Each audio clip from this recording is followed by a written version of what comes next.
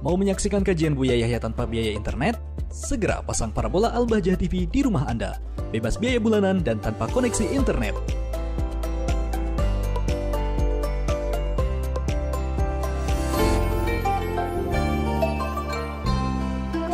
Assalamualaikum Buya. Waalaikumsalam warahmatullahi wabarakatuh. Sedang viral pengobatan oleh Ibu Ida Dayak, yaitu pengobatan yang bisa menyembuhkan orang tuli jadi bisa mendengar dan bisu bisa berbicara. Bisa juga menyembuhkan patah tulang, orang lumpuh bisa jalan meskipun jalannya belum lancar Buya. Dan semua itu dilakukan dalam sekali pengobatan. Pengobatannya hanya dengan memijat bagian yang sakit dengan minyak.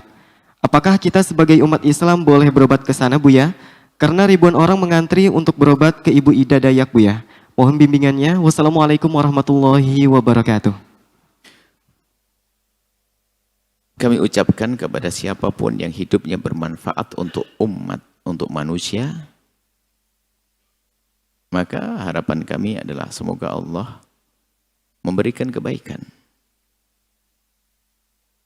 Memberikan kebaikan kepada orang-orang yang bermanfaat untuk kemanusiaan. Dan semoga memberikan petunjuk. Lebih tinggi lagi pangkatnya nanti. Seperti itu. Ada orang hidupnya memberikan pertolongan. Bukan urusan pengobatan saja. Orang non-muslim berbuat baik.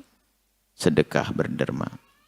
Maka Allah akan beri imbalan tapi di dunia. Akan beri kebaikan di dunia. Adapun urusan akhirat adalah sesuai dengan keimanannya. Selagi dia tidak iman, tidak mendapatkannya. Kan begitu. Makanya dia akan beri. Orang berbuat baik di dunia, orang yang non-muslim sekalipun, maka Allah akan beri balasan kebaikan cuman di dunia saja. Karena syarat akhirat adalah harus ada iman. Itu kaidah. Makanya orang non-muslim kalau dia bisa berbakti pada orang tuanya, maka Allah akan beri kebaikan di dunia. Orang non-muslim yang dia baik dengan tetangganya, Allah akan beri kebaikan di dunia. Akan Allah beri pertolongan. Allah Maha Kuasa dan Allah Maha Adil. Baik, kemudian masalah pengobatan. Pengobatan itu termasuk bagian yang memberikan kemanfaatan. Maka yang perlu kita cermati adalah terlepas dari siapa orangnya, kami memberi rambu-rambu secara umum. Sebab hari ini bisa saja keluar fulan, si A, besok keluar si B, berikutnya si C. Cuman rambu-rambu dalam pengobatan semacam ini. Dari pertanyaan, apakah boleh kita berobat kepada orang non-muslim? Jawabannya adalah, jika itu pengobatan yang sifatnya mengandalkan keahliannya, maka hal itu bukan sekedar boleh, memang kita diajarkan, diperintahkan untuk kita bertanya kepada orang yang punya keahlian. Sehingga dokter, kita boleh pergi ke dokter yang non-muslim sekalipun. Urusannya gigi, memang dia jago gigi. Maka kita bawa ke gigi kita agar dibenahi oleh seorang non-muslim sekalipun. Tentunya masalah dalam Islam ada aturan dokter laki perempuan itu kan ada aturan dalam Islam. Tapi secara umum, Anda seorang wanita muslimah, ingin membenahi gigi Anda kepada seorang dokter non-muslim, maka sah-sah saja. Ini berkenaan dengan keahlian. Termasuk operasi segala macam, sama, diperkenankan. Karena berkenaan dengan keahlian. Keahlian adalah sesuatu yang dipelajari secara zahir.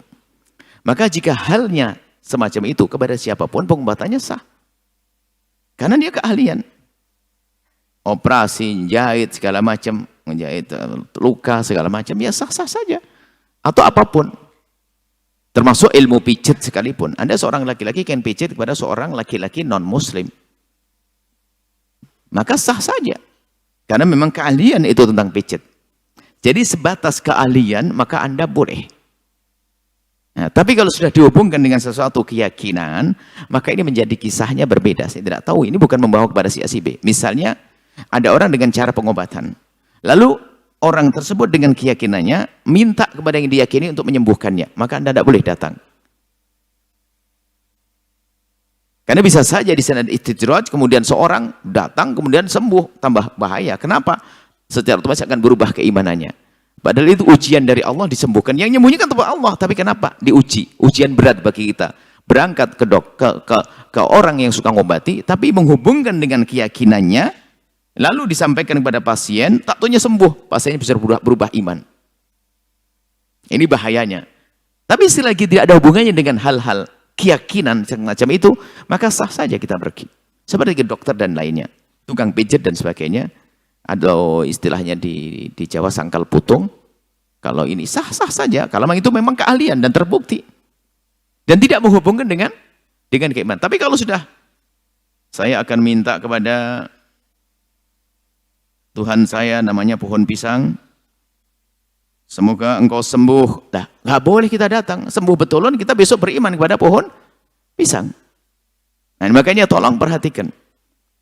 Ini terlepas dari benar tidaknya berita itu. Jadi rambu-rambu dalam berobat semacam itu. Jika ada hubungan keyakinan, nggak boleh Anda datang. Bisa jadi Anda sembuh, ujian bagi Anda. Iman Anda hilang, na'udzubillah.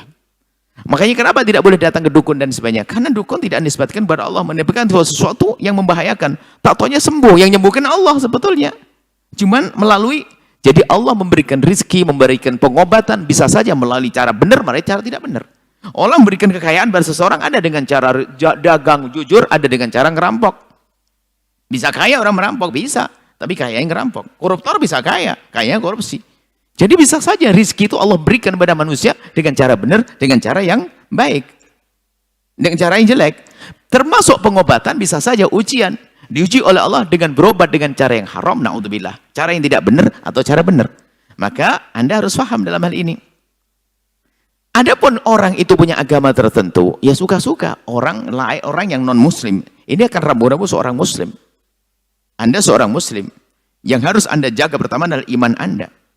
Makanya kenapa datang pedukunan itu? Karena dukun yang sesungguhnya yang mempercayai tentang hal aneh-aneh begitu, itu bahaya. Sudah kita datang ke sana, lalu berubah keyakinan kita.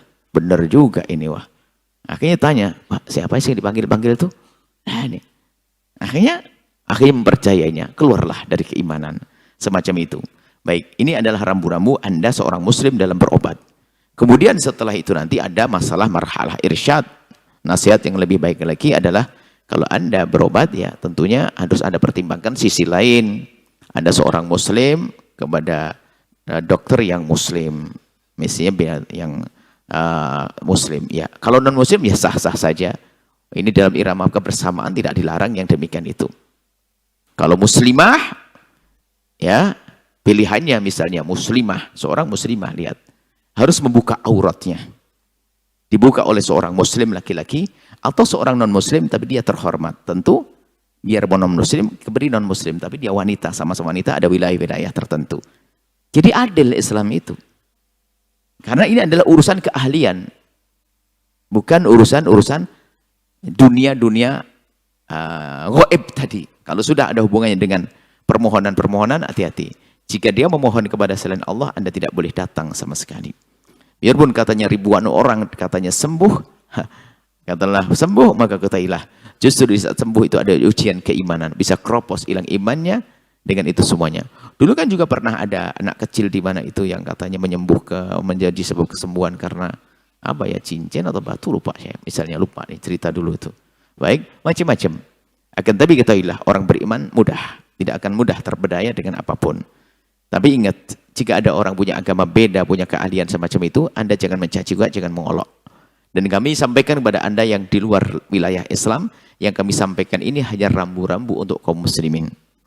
Rambu-rambu untuk kaum muslimin, bukan ini adalah untuk Anda. Jadi mohon tidak ada ketersinggungan dalam hal-hal semacam ini. Anda seorang Kristiani, Anda bisa percaya dengan cara-cara pengobatan yang ada ritual-ritualnya cara orang Kristen. Anda orang Hindu, ada aturannya sendiri. Anda pun tidak harus percaya dengan ritualnya orang Muslim. Anda hak-hak Anda.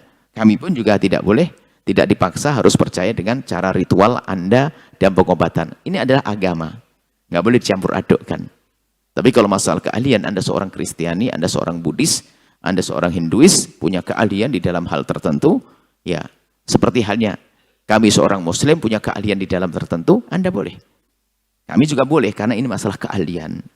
Mohon ini hal-hal semacam ini kadang-kadang dijadikan bahan untuk memecah belah umat, dipikir mencaci, mengolok dan sebagainya. Karena apa? Islam mengajarkan keindahan. Sehingga kita juga tidak boleh ya caci maki, olok-olokan, tidak boleh. Tapi ini rambu-rambu. Maka rambu-rambu adalah untuk kaum muslimin saja. Wallahu a'lam bishawab. Sahabat Al-Bahjah TV, setelah menyaksikan video ini, jangan lupa bersolawat kepada baginda Nabi Muhammad. Shollu ala Nabi Muhammad. Allahumma sholli alaihi wa ala alihi wa sahbihi.